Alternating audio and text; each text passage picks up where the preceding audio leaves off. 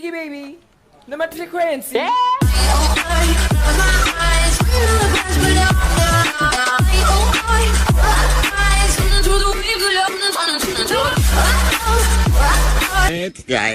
Hey Mzansi, and welcome to Mzansi Scenes. So, if there's anything Celebville has taught us, it's that no star is too big to fall.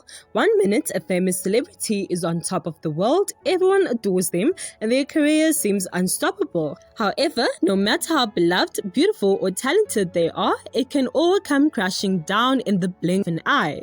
Sometimes it's due to the factors outside of the star's control. Other times, a celebrity completely self-destructs in the public eye and takes their career down with them. While some manage to make a comeback after scandal, many stars are unable to recover.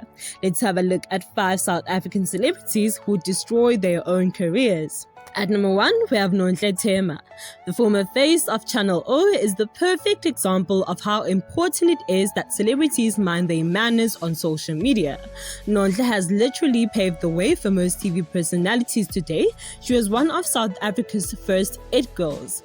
Nontle was one of the country's top DJs in a day, which was one of the most sought after jobs in the entertainment industry at the time. Her presenting career really took off on Channel O's hit show O Access. The show saw her traveling the world interviewing celebrities like Chris Brown, Lady Gaga, and Rihanna. Her reality show, Nontle Goes to Hollywood, also had people talking. Everyone wanted to be her. The star's talent resulted in her collaborating with several big brands. One of her biggest deals was for Dark and Lovely. She replaced US singer Kelly Rowland to become the cosmetic giant's face of all its products in 2009. Nontle also became the face of Opel's Corsa vehicle range. She realized her brand power was huge and created her own fragrance named Precious Ivy, which is still doing well to this day. Fame seemed to get the better of Nontle, and she suffered a major public meltdown back in 2011. She took to Twitter to address her haters and bragged about how famous she was and all the money she was making from her big deals. Fans were put off by her arrogance and labeled her a diva. Her star quality started to fade at a rapid pace as a result. She has since revealed that she was suffering from depression at the time and even considered taking her life. She said in an interview, "I was suffering because I was a very lonely person. I was always working. I spent most of my 20s grinding hard. My endorsements always restricted me from even having a relationship. I was a very lonely person. I was sad inside." Nontle had a big turning point in her career and life when she became a mom. She's a mother to a 9-year-old girl, Phoenix Ivy Zime, and credits her with changing her life. On an Instagram post, Nontle wrote, "When I was pregnant with you, mommy was going through a lot of pain in her life, but you came and restored my soul and gave me a reason to live and be happy. I never knew I could ever create life, but God showed me He was in charge of me and my body." Nontle revealed a few months ago that she was no longer interested in fame and being famous. She said, "In life as you grow, you know better and then you do better. Cheers to me doing better. Yep, I feel good, so yeah, I'll do better." At number 2, we have Joop Joop. Joop Joop was undoubtedly one of the biggest names in South African hip-hop, but all that quickly disappeared when him and his friend Themba Chabalala claimed the lives of 4 school children after a drag racing incident back in 2010. The two were found guilty in 2012. During an interview, Joop Joop, who has been trying to revive his music career and move forward, said he had to learn to forgive himself. He said, "The most important thing is forgiveness. It comes from God. So I forgave myself and God forgave me. It really doesn't matter what anybody else thinks because that gave me the energy and the ability to move on." The musician added that he is still in therapy to help him deal with everything because it wasn't easy, adding that it took a lot for him to forgive himself, but he had no other choice because it was the only way he could move forward. He said, "Yeah, I had to because if I didn't, then I wouldn't be able to move on. It took a lot for me to get there though. It took a part of me losing everything and really humbling myself." Just days after being released, Joop Joop begged the country for forgiveness through a track called Tshwarelo, which means "Please Forgive Me."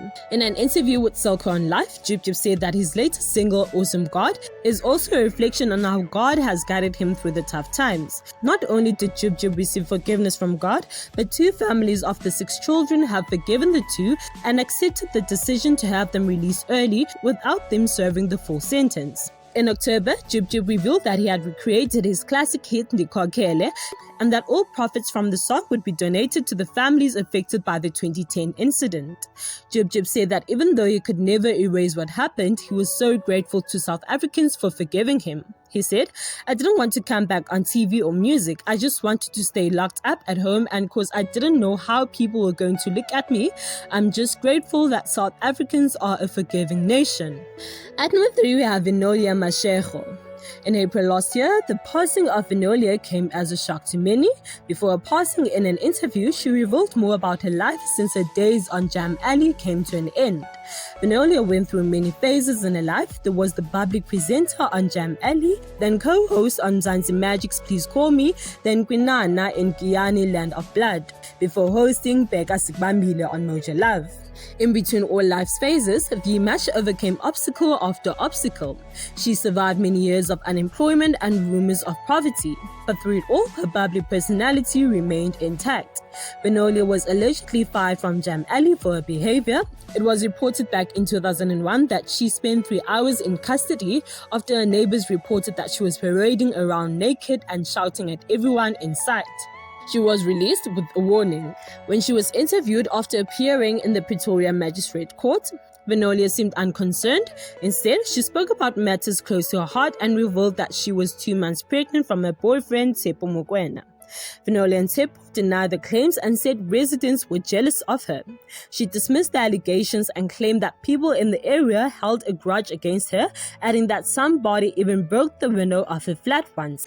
After leaving Jam Alley, Vinolia was unemployed for more than 13 years. In the interview, she said, "I'm better now. I've been working and have my own house." Talking about the rumors that were going around, Vinolia said that she had grown a thick skin, but her son Oradile was still hurt by them. Oradile said, "I'm really affected by them, especially the reports that my mom was homeless and stealing from people." While Vinolia accepted that the world did not owe her anything, Oradile wasn't willing to let it go. He said, "She's contributed a lot to this country, but people are focused on other things now and forgetting her." While it's been a decade since she burst into the entertainment scene, Vinolia remains unforgettable. At number 4, we have Zola 7. After more than 2 decades in the entertainment industry, Zola 7 is entertainment royalty and has definitely seen his fair share of the good, the bad, and the ugly that comes with being in the spotlight. Over the years, Zola himself has made headlines for all sorts of reasons, but that has in no way diluted the love fans have for him. In an interview, Zola spoke about the pitfalls of fame. He said, "Fame for me is something I associate with the fact that it can end you. You can go in so deeply and go into a trance, next thing you are underground." Zola explained that one of the biggest downfalls for artists was adopting bad habits. He said, "You can't come and pick up habits that you didn't know or have when you were broke. For example, snow was a white person problem. I don't know how we got tangled up in that or how it became black. Artists suffer because they picked up habits that they don't know anything about." Zola said that such bad habits also affected the music industry as a whole, saying, "Because there was a time when people were performing for lines down in Hillbrow and 2,000 rands, there are still these foolish promoters that call us today and think they can get you for 10k because they got someone else for that much." Zola also reflected on what went wrong in his career and why he decided to take a break from the spotlight. He said, "What went wrong is that I grew up, I needed to leave and I had to leave, and I had every right to. There was never any disclosure about my worth as Zola. I went on to discover things about how I would think my fee is 25k, but the organizer would tell me that they paid 60k. Zola explained that when his bank balance didn't add up, he decided to leave, which is apparently what led to a smear campaign against him. While Zola's been through the most, he's vowed to never stop making music until he is underground at Heroes Acre. After more than 8 years off air, Zola returned to the screens with the new show, Hope with Zola. Alright, that's it for today. Thank you guys so much for watching. Please like, subscribe, comment down below and hit the notification bell. And also tell me, who did I miss?